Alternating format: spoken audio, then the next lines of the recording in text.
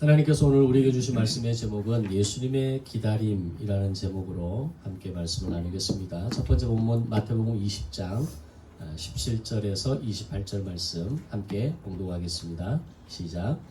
예수께서 예루살렘으로 올라가려 하실 때에 12 제자를 따로 데리시고 길에서 이르시되 보라 우리가 예루살렘으로 올라가노니 인자가 대제사장들과 서기관들에게 넘겨지매 그들이 죽이기로 결의하고 이방인들에게 넘겨주어 그를 조롱하며 채찍질하며 십자가에 못 박게 할 것이나 제3일에 살아나리라. 그때에 세베대의 아들의 어머니가 그 아들들을 데리고 예수께 와서 절하며 무엇을 구하니 예수께서 이르시되 무엇을 원하느냐 이르되 나의 이 두 아들을 주의 나라에서 하나는 주의 우편에 하나는 주의 좌편에 앉게 명하소서. 예수께서 대답하여 이르시되 너희는 너희가 구하는 것을 알지 못하는도다. 내가 마시려는 잔을 너희가 마실 수 있느냐? 그들이 말하되 할 수 있나이다. 이르시되 너희가 과연 내 잔을 마시려니와 내 좌우편에 앉는 것은 내가 주는 것이 아니라 내 아버지께서 누구를 위하여 예비하셨든지 그들이 얻을 것이니라. 10 제자가 듣고 그 두 형제에 대하여 분이 여기거늘 예수께서 제자들을 불러다가 이르시되 이방인의 집권자들이 그들을 임의로 주관하고 그 고관들이 그들에게 권세를 부리는 줄을 너희가 알거니와 너희 중에는 그렇지 않아야 하나니 너희 중에 누구든지 크고자 하는 자는 너희를 섬기는 자가 되고 너희 중에 누구든지 으뜸이 되고자 하는 자는 너희의 종이 되어야 하리라. 인자가 온 것은 섬김을 받으려 함이 아니라 도리어 섬기려 하고 자기 목숨을 많은 사람의 대속물로 주려 함이니라. 아멘. 두 번째 본문 사도행전 3장 1절 2절 말씀 봉독하겠습니다. 시작. 제9시 기도 시간에 베드로와 요한이 성전에 올라갈새 나면서 못 걷게 된 이를 사람들이 메고 오니 이는 성전에 들어가는 사람들에게 구걸하기 위하여 날마다 미문이라는 성전문에 두는 자라. 아멘. 예수님의 공생의 3년의 시간 가운데 십자가를 지시기 위해 예루살렘 성전에 입성하시기 전까지 모두 3번의 순환 예고를 하시게 됩니다. 즉 당신이 조롱받고 채찍질 당하게 될 것이며 마침내 십자가 형벌을 받아 죽게 될 것이고 제3일에 부활하게 될 것이다 라고 하는 이 순환 예고를 3번을 하셨다라는 겁니다. 그 첫 번째 순환 예고가 마태복음 16장 21절에서 베드로의 신앙 고백이 있은 직후에 하신 말씀으로 내가 예루살렘에 올라가 장로들과 대제사장들과 서기관들에게 많은 고난을 받고 십자가에서 죽임을 당하고 제3일 만에 살아나게 될 것이다 라고 말씀하셨습니다. 그러나 이렇게 말씀하신 것에 대해서 아무에게도 말하지 못하게 하시고 오직 베드로를 비롯한 그 자리에 있었던 몇 명의 제자들에게 알려주셨던 첫 번째 순환 예고였습니다. 이후에 두 번째 순환 예고는 마태복음 17장 22절 23절에서 베드로, 야고보, 요한 이 세 사람을 따로 데리고 변화산에 올라가셔서 해같이 빛같이 변화된 예수님의 모습을 보게 하시고 이후에 산을 내려와서 백부장의 아들을 고치시는 예수님의 모습을 보면서 왜 우리는 그렇게 할 수 없습니까? 왜 우리에게는 그런 능력이 나타나지 않습니까? 라고 질문하는 제자들을 향해서 겨자씨 하나만큼의 믿음만 있으면 이 산을 명하여 옮기고 너희가 못할 것이 없다 라고 말씀하신 바로 그 직후에 이 3명의 제자들에게 하신 말씀이 인자가 장차 사람들의 손에 넘겨져 죽임을 당하고 제3일에 살아나게 될 것이다 라고 두 번째 순환 예고를 하시게 됩니다. 그리고 세 번째 순환 예고가 오늘 첫 번째 본문 마태복음 20장 17절 19절에서 예루살렘 입성을 앞두고 있는 시점에 12 제자를 향해서 이제 우리가 예루살렘으로 올라가게 되면 대제사장들과 서기관들에게 내가 넘겨지게 될 것이고 그들이 나를 죽이기로 결의하여서 조롱하고 채찍질하며 십자가에 못 박히게 할 것이나 제3일에 살아나게 될 것이다 라고 말씀하십니다. 이렇게 예수님은 베드로의 신앙 고백 직후에, 그리고 변화산 사건 직후에, 그리고 12명의 제자들에게 예수님께서 조롱과 핍박을 받고 마침내 십자가에 못 박혀 죽으시겠지만 3일 만에 살아날 것에 대해서 3번을 걸쳐서 말씀하시게 됩니다. 그런데 예수님의 이런 큰 그림을 통한 엄청난 말씀을 제자들에게 하셨음에도 불구하고 제자들의 관심은 전혀 다른 곳에 있었다는 겁니다. 그것을 증명해주는 대표적인 사건이 2000년 전 치맛바람의 원조라고 할 수 있는 세베대의 아들의 어머니가 자신의 두 아들을 데리고 예수님의 이 3번째 순환 예고가 끝나자마자 예수님께 나와서 이런 얘기를 합니다. 당신의 나라가 이루어졌을 때 나의 두 아들을 하나는 우편에 하나는 좌편에 앉혀달라는 요청을 드린 사건이었습니다. 그것이 오늘 첫 번째 본문의 내용입니다. 세베대의 아들들이라고 하면 바로 야고보와 요한을 이야기합니다. 즉 야고보와 요한의 어머니가 이런 청탁을 예수님께 직접 했다는 것도 참 웃기는 장면이지만 이 사건이 언제 있었느냐를 알면 사실 기가 막힌 상황입니다. 내가 고난받게 될 것이고 내가 십자가에 못 박혀 죽을 것이지만 제3일에 다시 살아날 것이라는 이 말씀이 얼마나 심각하고 무거운 주제의 말씀이냐라는 겁니다. 근데 그런 말씀을 하시는 예수님 앞으로 그 말씀이 끝나자마자 쪼르르 앞으로 나가서 당신의 나라에 내 아들을 하나는 우편에 하나는 좌편에 앉혀주십시오라고 요청했다는 겁니다. 사실 세베대의 아들이라고 하는 이 야고보와 요한은 예수님의 첫 번째 순환을 예고하셨던 때부터 그 현장에 있었을 것이라고 추측할 수 있는 사람들이고, 두 번째 순환 예고가 있기 직전에 변화산 사건을 체험했던 베드로, 야고보, 요한 이 3사람 가운데 2명입니다. 그리고 백부장의 아들을 치료하는 사건을 직접 바라보면서 너희가 겨자씨만한 한 알만한 믿음만 있어도 이 산을 명하여 저리로 옮길 수 있다라는 말씀을 직접적으로 예수님께 들으면서 두 번째 순환 예고를 들었던 제자들이었습니다. 그렇다면 다른 어떤 제자들보다도 예수님의 의중을 가장 잘 파악할 수 있는 사람이 이들이 아니겠냐는 겁니다. 또한 예수님의 행적과 예수님이 이 땅에 오신 이유를 자신의 가족을 비롯해서 주변의 사람들에게 누구보다 잘 설명할 수 있는 사람이 바로 이들이었다는 겁니다. 우리가 뭔가를 경험하고 오면 그것에 대해서 설명할 수 있는 힘이 있잖아요. 직접 보고 직접 듣고 직접 경험한 사람이라면 말에 힘이 있는 겁니다. 그러면 지난 3년 동안 예수님과 가까운 곳에서 3년의 공생애를 통해서, 그리고 더 나아가서 핵심 제자 3인방에 들어가서 예수님의 그 사역과 예수님의 변화산 사건을 직접적으로 경험한 사람들이라면 이들만큼은 자신의 가족, 특별히 어머니에게 예수님이 왜 이 땅에 오셨는지, 예수님이 이 땅에 오셔서 무엇을 하기 위한 것인지, 예수님이 바로 오늘 우리에게 순환 예고를 통해서 앞으로 어떤 일이 일어나게 될 것이라는 것을 설명하지 않았겠냐라는 겁니다. 그런 그들의 어머니가 3번째 순환 예고를 하시고 이제 예루살렘 입성을 앞두고 있는 예수님께 와서 하는 말이, 주님이 어찌 그 험하고 힘든 길을, 괴로운 길을 가려 하십니까? 뼈와 살이 부서지는 십자가를 어떻게 지려 하십니까? 라고 말하는 것이 아니라 당신의 나라가 이루어지면 하나는 우의정에 하나는 좌의정에 앉혀달라는 요청을 하고 있는 겁니다. 그래서 기가 막힌 요청을 하고 있다는 겁니다. 만약에 야고보와 요한이 제대로 된 생각을 가진 사람들이라면 그 순간 그들의 얼굴은 화끈거려야 했을 것이고 어디 쥐구멍이라도 있으면 피하고 싶어야 정상 아닙니까? 우리 어렸을 때 그러잖아요.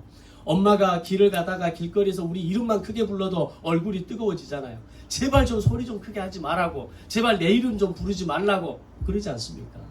근데 지금 엄마가 눈치 없이 예수님 앞에 나와서 하나는 우편에 하나는 좌편에, 지금 예수님은 순환 예고를 하고 있고 십자가를 지게 될 것이라고 이야기하고 있고 3일 만에 부활하게 될 것이라고 하는 이 엄청난 얘기를 하고 있는 상황에서 이런 수준 낮은 이야기를 하고 있는 엄마를 보면서 야고보와 요한은 사실 부끄러워야 했다는 겁니다. 그런데 지금의 상황이 현장에 펼치는 분위기는 좀 달랐습니다. 이 상황을 지켜보는 나머지 10명의 제자들의 반응이 민망한 반응이었습니다. 첫 번째 본문 이후 24절에 보면 10제자가 듣고 그 두 형제에게 분히 여겼다라고 이야기합니다. 이 말은 어떤 의미일까요? 지금의 상황이 어떤 상황인지 앞뒤 분간도 못하고 분위기 제대로 파악도 못하고 어떻게 저런 말을 할 수 있느냐가 아니었습니다. 지금까지 예수님이 말씀하신 것에 대해서 하나도 이해하지 못하고 있음에 대한 분노가 아니었다라는 겁니다. 지금 너희의 어머니가 말하는 그 자리는 너희들의 자리가 아니라 내 자리여야 한다라는 겁니다. 두 제자의 어머니의 생각과 별반 다름이 없는 상태에서 어쩌면 내 자리를 빼앗길 수 있다는 불안감에서 오는 분노였다는 겁니다. 그것은 베드로도 예외가 아니었습니다. 그럼 이런 상황에서 가장 큰 분노와 절망감을 느끼시는 분은 당연히 예수님이지 않을까요? 내가 지난 3년 동안 너희들에게 뭘 가르쳤을까? 내가 너희들에게 어떤 삶을 살았는가에 대한 소위 자괴감이 밀려오지 않았겠냐라는 겁니다.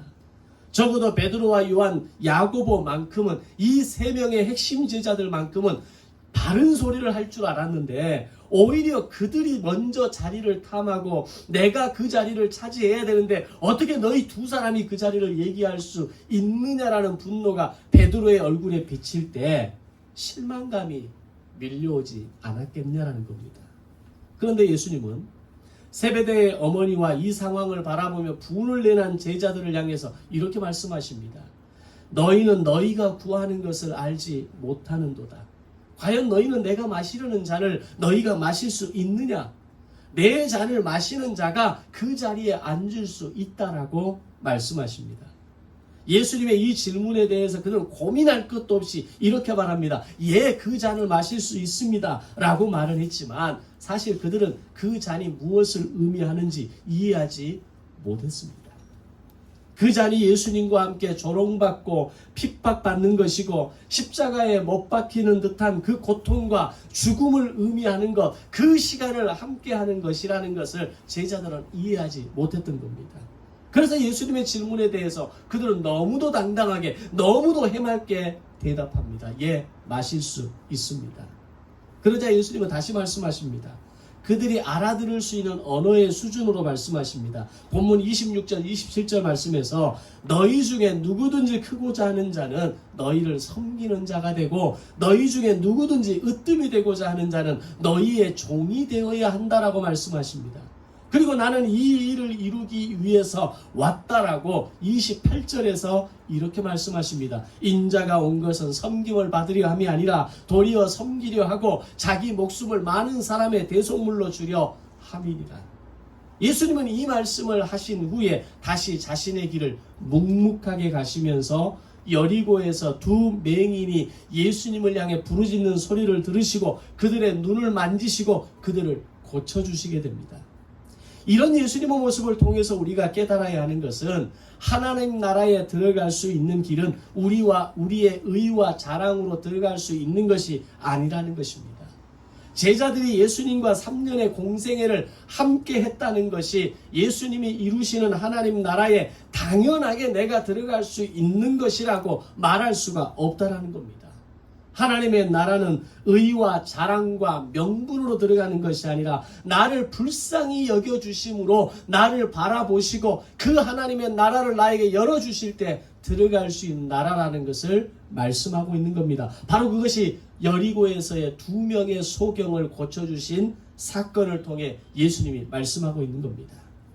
많은 사람들이 마치 내가 그 자리에 적합한 사람이라고 당연하게 들어갈 수 있는 사람이라고 당당하게 요구하고 대답하는 이 제자들의 모습과는 달리 그들을 뒤로 하고 여리고에 내려가셨을 때 2명의 소경이 예수님을 향해서 이렇게 외칩니다. 우리를 긍휼히 여겨주시옵소서. 우리를 불쌍히 여겨주시옵소서. 이들의 소리가 너무 크니까 주변의 사람들이 야 좀 조용히 좀 해. 좀 핀잔을 주면서 너희들이 소리를 지르니까 예수님이 괴로워하잖아. 힘들어하잖아. 소리를 지르는 자리가 아니야. 그러니까 이 두 소경은 더 소리를 지릅니다. 주님이 나를 불쌍히 여겨주시지 않으면 주님이 나를 긍휼히 여겨주시지 않으면 내가 살 수가 없습니다. 그런 그들을 향해서 예수님께서 몸을 돌리시고 그들에게 다가가셔서 그들의 눈을 만지시며 두 맹인을 치료하시는 것을 보여주시는 겁니다. 앞에서 제자들은 그것이 당연히 내 자리고 그것은 당연히 내 아들들의 자리여야 되고 그것은 당연히 우리의 것이라고 생각했던 반면에 두 소경은 주님이 우리를 불쌍히 여겨주시지 않으면, 주님이 나를 긍휼히 여겨주시지 않으면 내가 살 수가 없습니다. 예수님은 이 사건을 통해서 진정 하나님의 나라는 이런 사람들이 갈 수 있는 나라라는 것을 보여주시고 가르쳐주시고 계셨던 겁니다. 제자들을 향해서 다시 한번, 야, 너희들 왜 그렇게 실망스럽냐? 너희들 내가 그렇게 3년 동안 가르쳤는데 겨우 너희들 입에서 나오는 얘기가 이것밖에 안 되느냐? 그들을 핀잔하고 꾸중하고 그들에게 잔소리를 하시는 게 아니라, 너희가 이 잔을 마실 수 있느냐? 이 잔을 마시는 자가 그 나라에 들어가는 자이고, 그래도 뭔 말인지 못 알아먹으니까 여리고로 내려가셔서 두 소경을 치료하는 모습을 통해 긍휼을 여김을 받는 자, 불쌍히 여김을 받는 자, 바로 그 자들이 하나님의 나라에 들어갈 수 있다라는 것을 말씀하고 있는 겁니다. 비록 이 땅을 살면서 초라하고 보잘것없는 인생으로 살아가지만 하나님의 도우심을 바라보고 하나님이 나와 함께 하심을 바라보며 사는, 하나님의 도움이 없이는, 하나님이 나와 함께 하시지 않으면 나는 살 수 없다라고 고백하고 부르짖는 사람들이 들어갈 수 있는 나라가 하나님의 나라라는 겁니다. 예수님이 십자가에 못 박히시기 전에 조롱받고 채찍질 당하고 마침내 고통의 십자가를 지셨던 것처럼 인생을 사는 동안 믿음으로 살아낸다는 것이 결코 쉽지 않음을 경험하고 말씀대로 살아간다는 것이 마치 고통의 십자가를 지고 사는 인생이라는 것을 깨닫는 자가 들어가는 곳이 하나님의 나라라는 것입니다. 사실 오늘은 우리는 천국을 너무 쉽게 이야기합니다.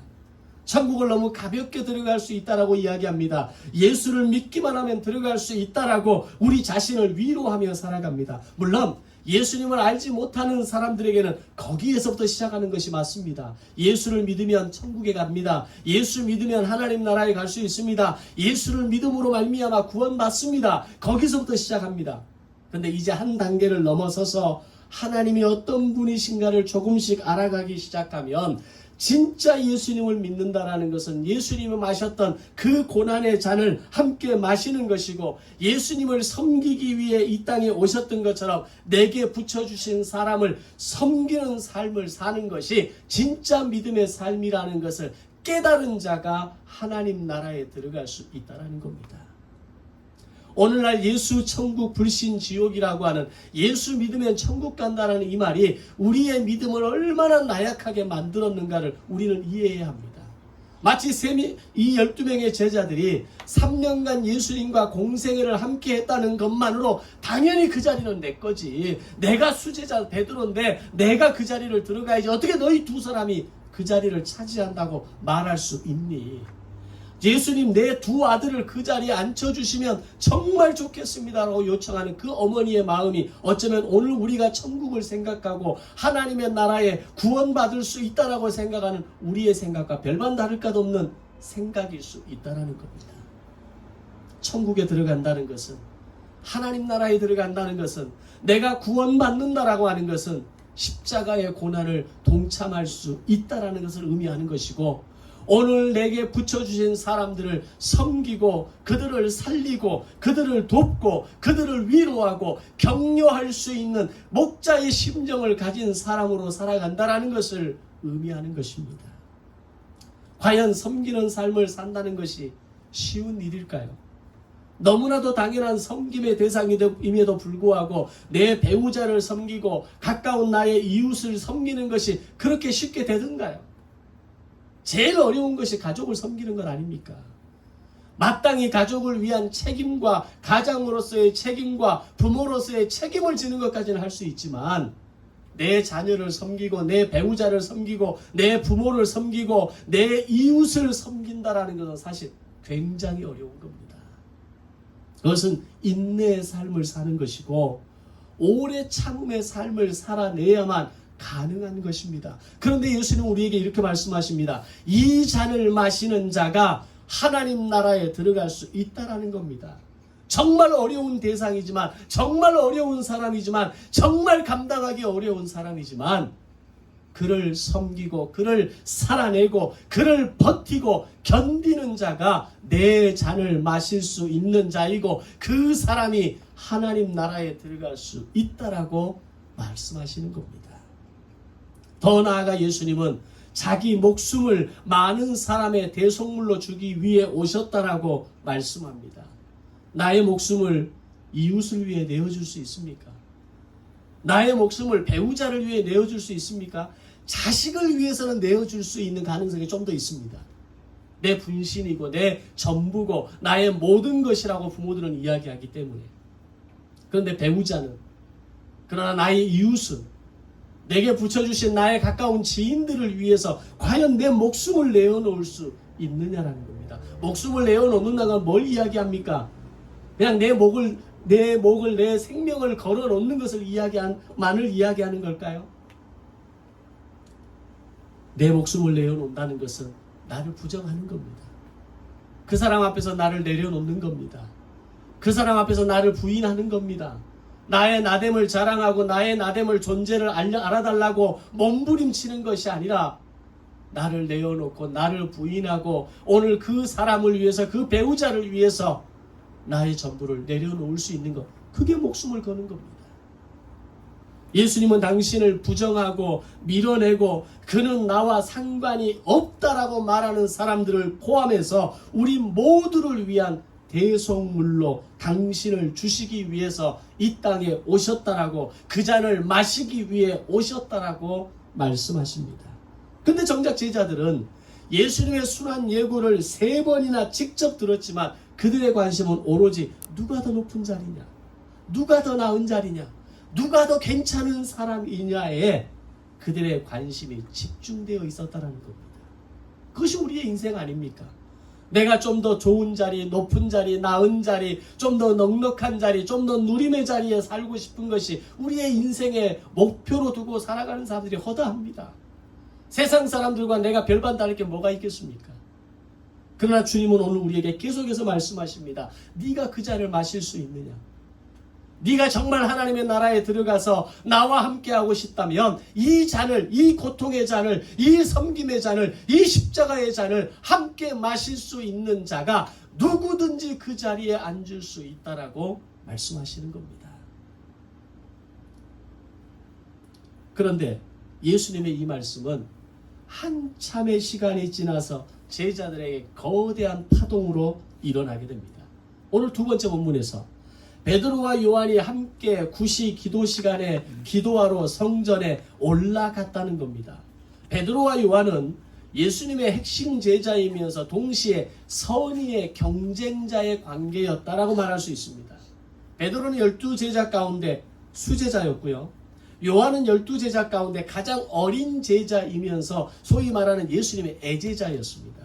아마 12제자 가운데 예수님의 품에 안겨본 사람은 요한이 유일했을 겁니다.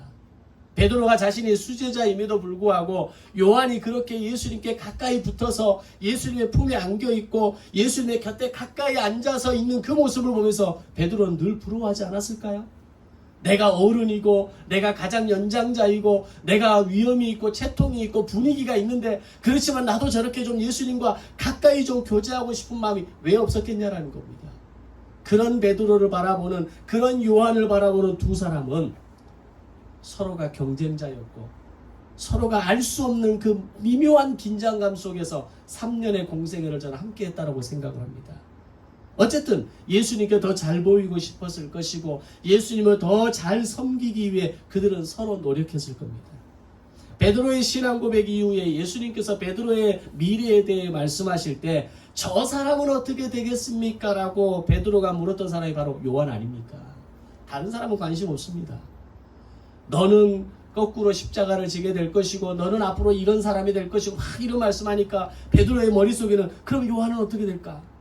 그 말이 끝나자마자 예수님, 그럼 저 요한은 어떻게 되겠습니까? 네가 그게 무슨 상관이냐? 네가 알 바가 아니다. 하나님이 핀잔을 주시잖아요. 예수님이 그의 물음에 대해서 핀잔을 주시면서 그냥 말씀 안 해버리십니다. 그만큼 베드로에게 있어서 요한에게 있어서 베드로는 결코 편한 상대가 아닌 경쟁관계의 대상이었다는 겁니다. 그런데 어느 순간 그 선의의 경쟁관계가 불편한 긴장관계로 바뀌는 사건이 바로 세베대의 어머니의 치맛바람 사건이었습니다.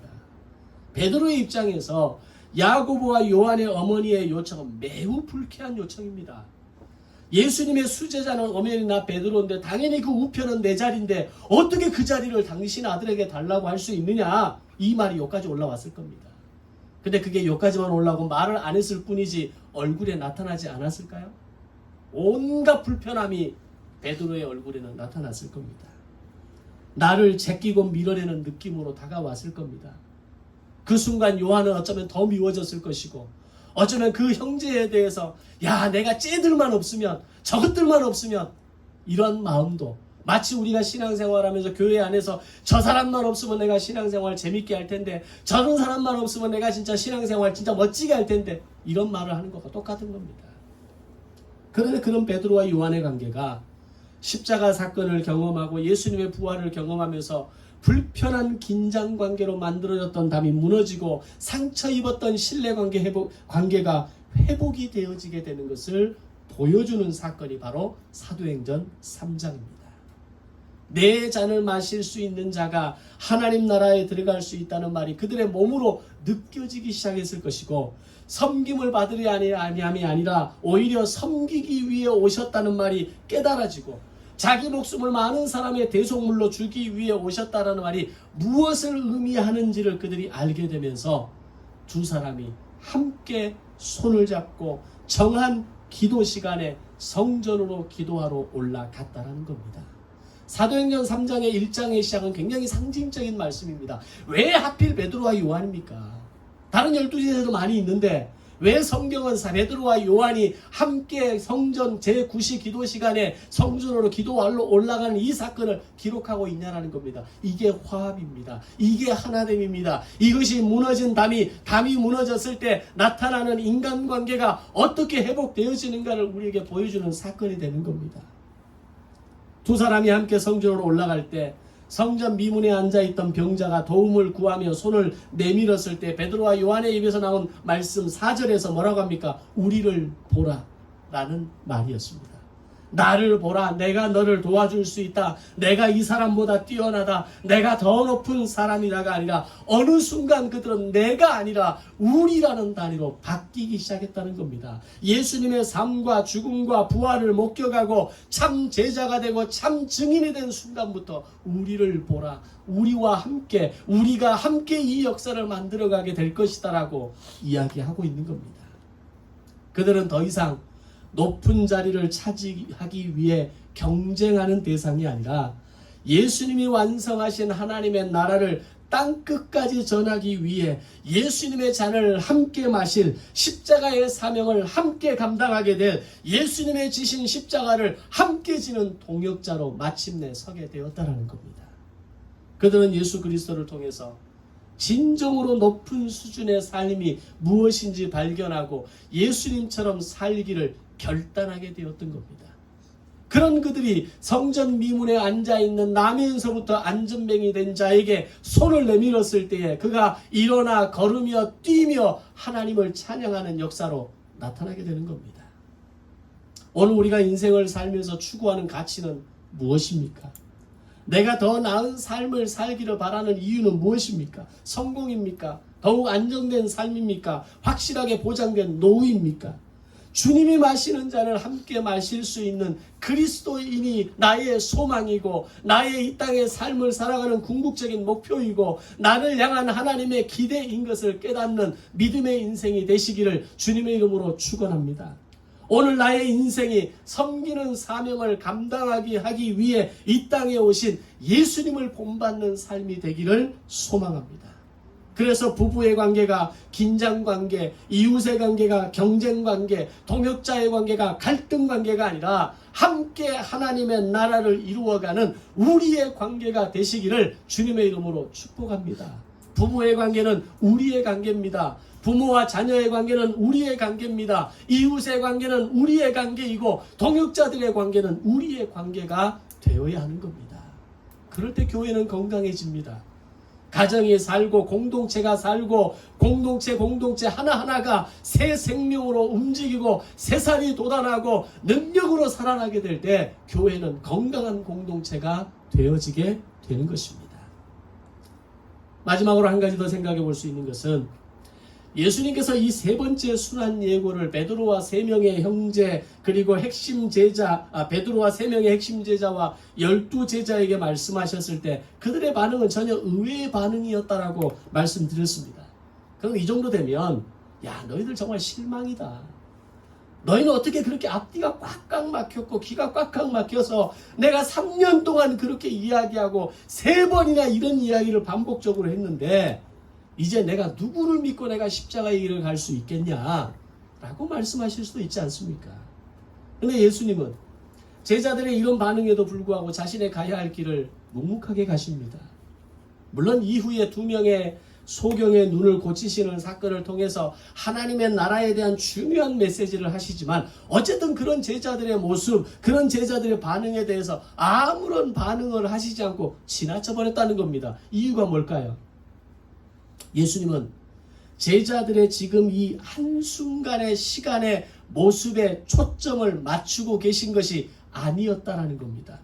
그들을 처음 갈릴리 바다에서 부르셨던 때부터 지금까지 그리고 지금부터 이후에 베드로와 요한이 함께 성전으로 기도하러 올라가는 그 시간까지 그리고 이후에 베드로가 십자가에서 거꾸로 순교하는 그 시간까지 그리고 모든 제자들이 순교하며 마지막 지상 사명을 다 감당하고 마지막 제자였던 요한이 2세대 3세대 제자들을 훈련하고 요한계시록을 기록하고 죽음을 맞이하는 그 1세기의 끝자락까지 제자들의 전 생애를 바라보고 계셨기 때문이라는 겁니다.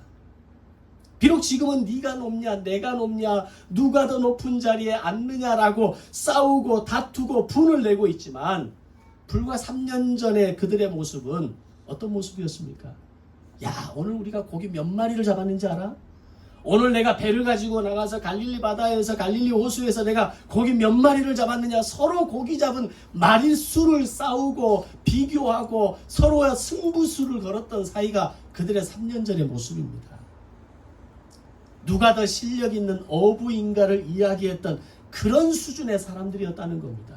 그런데 지금은 나라를 이야기합니다.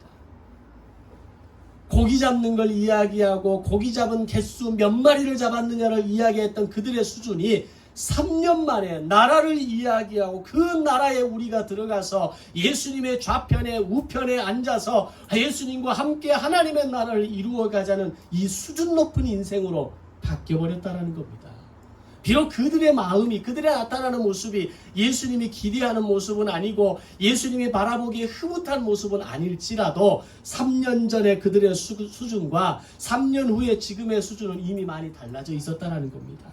지금은 나라를 이야기하고 그 나라에서 내가 예수님의 더 가까운 지근거리에서 서겠노라고 고기를 이야기하던 수준에서 나라를 이야기하던 수준으로 바뀌어진 모습을 예수님은 보고 계셨던 겁니다. 우리의 인생의 제한적인 삶을 살게 되면 내가 사는 것이 전부인 것처럼 우리는 이야기합니다. 그 이야기 말고는 할 이야기가 없습니다. 학교에서 아이들을 가르치는 사람이면 아이들을 가르치는 이야기밖에 안 합니다. 내가 하고 있는 일이 어떤 일이면 그 일밖에 이야기하지 않습니다. 소위 그게 고기 잡는 이야기 아닙니까? 닫힌 눈이 열리고 마음이 열리고 노는 세계가 달라지면 고기 이야기가 아니라 구속사를 이야기하고 하나님의 나라를 이야기하고 내게 주신 사명을 이야기하고 십자가의 은혜를 이야기하는 수준으로 바뀐다라는 겁니다. 그게 나라 이야기입니다. 오늘 여러분이 하는 이야기는 고기 잡는 이야기를 하고 살아가고 계십니까? 아니면 나라 이야기를 하고 살아가고 계십니까? 내가 늙어 죽을 때까지 고기 잡는 이야기만 한다면 그 인생에 어떻게 복이 있겠습니까? 그 인생에 무슨 보람이 있겠습니까? 물론 고기 잡는 일이 대수롭지 않은 일이다, 하찮은 일이다 이런 이야기는 아닙니다. 그러나 나의 연수가 더해질수록 신앙의 연수가 자랄수록 나의 믿음의 인생이 자라면 자랄수록 우리의 이야기는 고기 잡는 수준에서 나라를 이야기하는 수준으로 업그레이드 되어져야 한다는 겁니다. 하나님은 그런 사람을 바로 그런 제자들의 모습을 지금 바라보시면서 그래 아직 멀었지만 너희들 지금 모습만으로도 대견하다. 근데 너희들이 좀 더 알아야 돼. 진짜 하나님의 나라에 들어간다는 것이 뭔지 너희가 좀 알아야 돼. 그리고 그들을 여리고로 데려가시는 겁니다. 두 명의 소경의 눈을 고치는 모습을 통해서 이게 하나님의 나라야. 하나님의 나라는 이렇게 부르짖고 구하고 이렇게 불쌍히 여겨달라고 긍휼히 여겨달라고 납작하게 엎드려서 내게 주신 사명과 내게 주신 하나님의 마음을 구할 때 그때 하나님의 나라는 이루어지는 거야. 말씀하시는 거예요. 십자가를 통해서 완성하시고 부활을 통해서 그 예수님의 구속사의 완전한 모습을 보여주실 때 그걸 보고 깨달았을 때 베드로는 무너지고 요한은 엎드려지고 그들이 함께 손을 잡고 성전으로 가서 우리를 보라. 우리에게 맡기신 그 구속사의 사명을 이야기하고 내가 금과 은은 없지만 내게 주신 그리스도의 이름으로 하나님의 능력으로 일어나 명하노니 걸으라라고 그들이 선포할 수 있었던 겁니다. 혹시 오늘 여러분의 인생의 주된 이야기의 주제는 뭡니까? 물고기를 몇 마리를 잡았느냐가 여전히 여러분의 인생의 주된 이슈입니까? 그것이 여러분의 가장 인생의 중요한 목표입니까? 그것은 과거와 현재에 파묻혀 살아가고 있는 함몰되어 살아가는 인생에 불과한 겁니다. 오늘 저와 여러분의 주된 이야기의 주제가 나라를 이야기하는 수준으로 바뀌시길 바랍니다. 나라를 이야기하는 수준으로 넓고 깊어지시기를 바랍니다. 예수님은 바로 이런 모습을 함께 보고 계셨던 겁니다.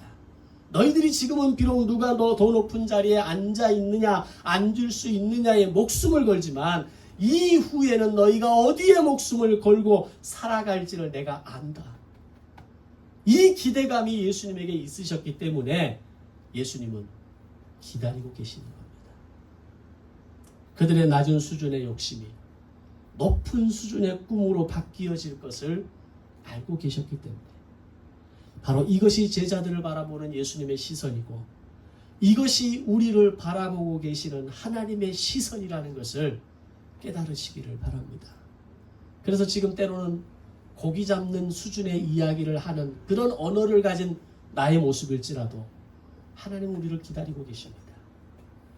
조금 더 발전해서 나라를 이야기하는 수준으로 발전을 했지만 여전히 인생의 욕심과 인생의 헛된 야망과 세상 사람들과 비교 우위 속에서 살아가는 그 나의 어떤 초라한 인생의 모습에 여전히 남아있지만 앞으로 너희가 함께 하나님의 나라를 이루고 함께 연약한 자들의 손을 잡고 일으켜 세워지고 함께 구속사를 이루어갈 그 날을 감당할 사람이라는 것을 내가 알기에 내가 너를 기다린다. 주님은 우리에게 말씀하시는 겁니다. 여전히 내 모습이 이것밖에 되지 않고 주님 앞에 자신 있게 내세울 것 없는 하나 없는 인생이지만 주님을 처음 만났을 때 우리 모습을 한번 상상해 보십시오. 겨우 고기 몇 마리를 잡았는가를 이야기하는 수준밖에 되지 않았던 것을 떠오르지 않습니까? 그러나 지금은 주님의 말씀대로 살아보기를 몸부림치는 겁니다. 하나님의 교회를 세워가기를 온 마음과 정성을 다해 살아내려 하고 있습니다. 다른 사람의 마음을 해치지 않도록 하기 위해 조금 더 조심하고 조금 더 배려하고 조금 더 흘려보내는 삶을 살아내기 위해서 몸부림치고 있지 않습니까? 이게 나라를 이야기하는 수준입니다. 그리고 어느 날 베드로와 요한이 손을 잡고 올라갔던 것처럼 화해하고 사랑하고 화합하고 그렇게 나아갈 우리의 미래를 예수님은 기다리고 계십니다. 그리고 어느 날 베드로가 십자가에서 거꾸로 매달려 순교했던 것처럼 나머지 10명의 제자들이 땅끝에서 사명 다하고 순교했던 것처럼 그리고 요한이 마지막 생명이 끝나는 날까지 2세대, 3세대 제자들을 양육하고 하나님의 나라를 확장하고 1세기의 마지막 마침표를 끊어냈던 것처럼 오늘 우리도 우리에게 주어진 자리에서 내게 주어진 사명 다하고 살다가 하나님 나라에 들어가는 누구든지 그 자리에 앉을 것이다라고 말씀하신 그 자리에 저와 여러분이 들어가는 은혜가 있으시기를 주님의 이름으로 축복합니다.